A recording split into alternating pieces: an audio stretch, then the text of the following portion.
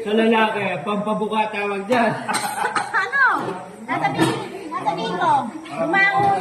Sa'yo ba? Ano ba yan? Bumangon ka na. Pampatigas? Ito na po ang mga nagsasharon. Pasarado. Ay, hindi na. Nakabigay yung na Sharon. Pagkingin. Sharon. Gusto daw ni Charles itong meeting. Oh. Hindi lang i-charge.